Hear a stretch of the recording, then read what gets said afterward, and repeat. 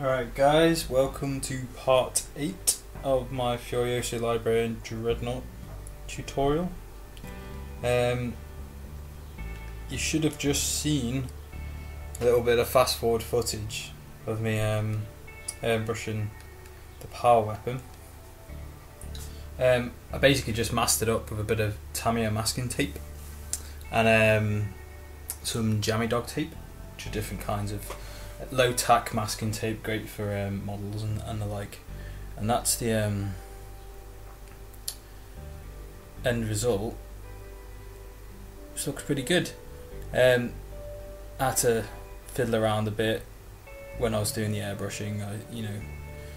Sometimes the paint was too thick and sometimes it was too thin, so it was a bit of trial and error. I don't really do this kind of work with the airbrush that often, so I didn't really want to give a full-on tutorial on how to do it because I don't really know how to do it properly myself. But there we go. There's a few, it's speckly in places, and I'm not sure whether I should just leave it because if you get it this close, you should be able to see the speckles I'm talking about.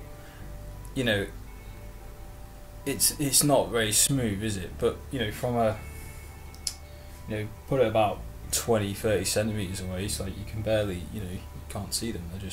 It looks like a nice smooth blend, especially if you were playing with this on the tabletop.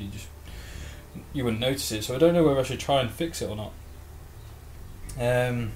because I'm worried that if I try and hand paint over this to fix the majority of these speckles, I'm just going to end up ruining the whole thing.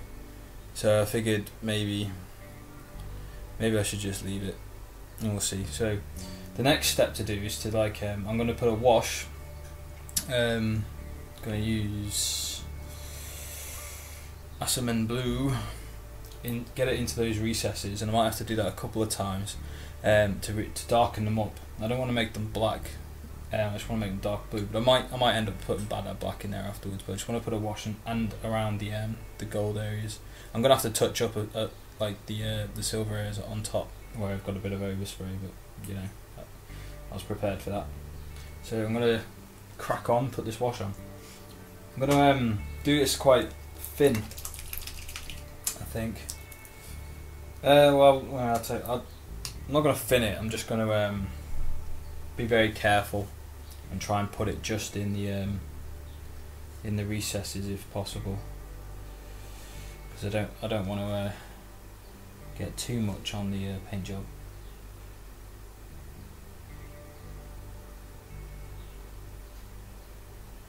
Yeah, you know what, I am going to thin it. It's too thick.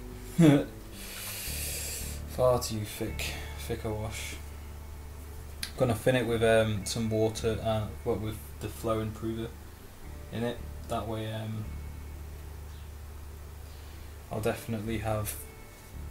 it'll definitely sink into those gaps more than not. So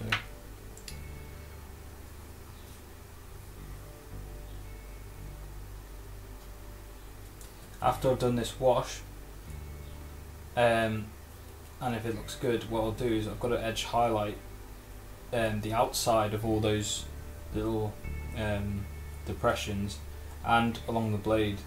I'm just going to do that with straight white, and that should do the trick really. That should make it look really good.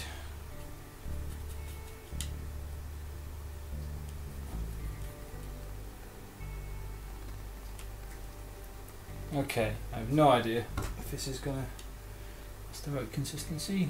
We'll see when we put it on. Because it's thin, I'm just going to put it on everything,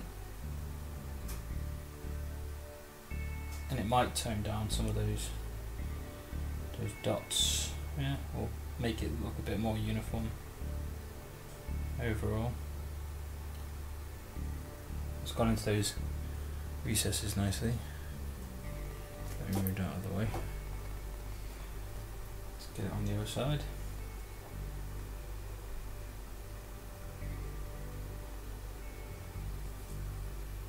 And above.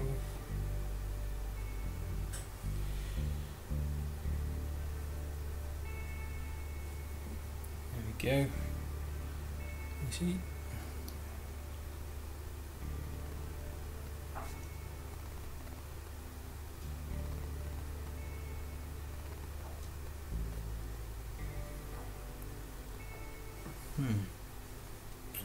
Alright, so I'm just going to let this dry,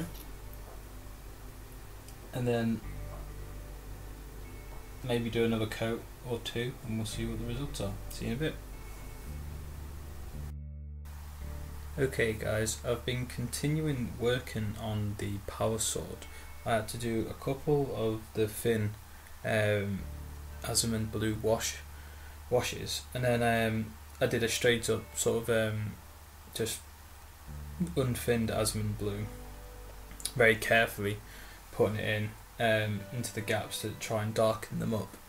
And then I was trying to do the white highlights along the the intricate parts, and then I was just gonna do a video of me doing the other edge highlights, but I had some real problems trying to get it to look good.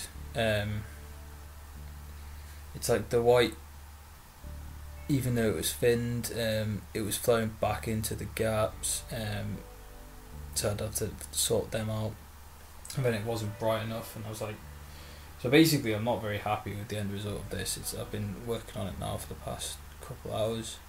I went ahead and just basically did the other edge highlights as well. I mean, it was using the same method, just using the side of the brush. It's quite easy, and I've added those little notches that the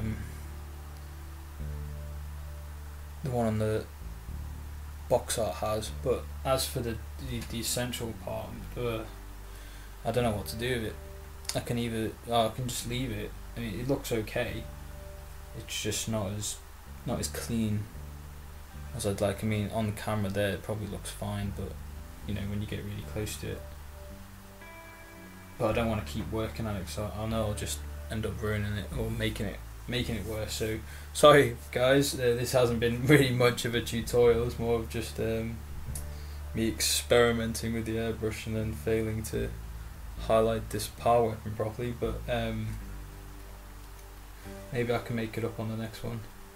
I'll do a little demonstration of how I paint lenses, and maybe the blood drops as well. So if you have any comments or advice, especially on how to do that, the power weapon, that'd be really appreciated. Don't forget to subscribe. See you next time guys, bye bye.